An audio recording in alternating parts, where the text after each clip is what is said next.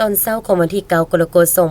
2026นี้อยู่ที่ห้องประชุมห้องว่าการเมืองคำเกิดได้จัดกองประชุมเผยแพร่ข้อกำหนดของคณะเลขาธิการศูนย์กลางภาคฉบับเลขที่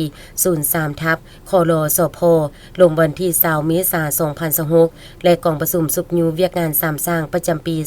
2026ภายใต้การเป็นประธานของทานเพชรสมัยเสญาธิจักรคณะประจำภาคแขวงหัวหน้าคณะจัดตั้งแขวงโดยมีเลขาพรรคเมืองรองเลขาพรรคเมืองประธานคณะกรรมการปกครองเมืองคณะประจำกรรมการพรรคเมืองและบรรดาหัวหน้าห้องการออมข้างเมืองเข้าร่วม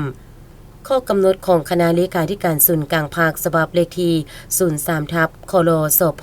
ลงวันที่20เมษายน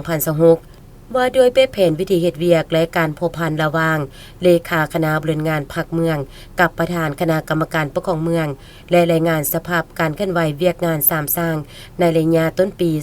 2026และขั้นตอนการประเมินเมืองกำเกิดมีเนื้อที่คุ้มครองทั้งหมด284,600 กว่าเฮกตาร์เป็นเขตผู้ดอยกวม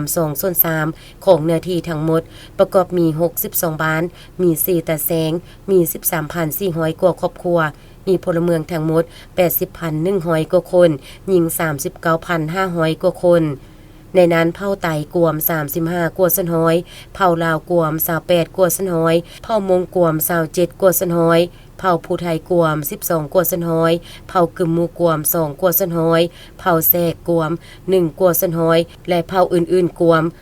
0.76 สันห้อย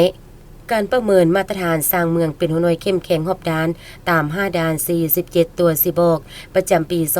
2025เมืองคำเกิดสามารถบรรลุ80สันห้อยขึ้นไป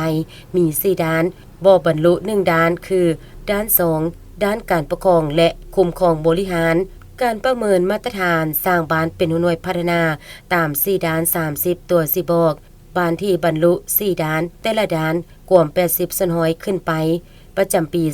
2025มี43บ้านเท่ากับ69ครัวสันห้อยและบ่บรรลุมี19บ้านเท่ากับ30ครัวสันห้อย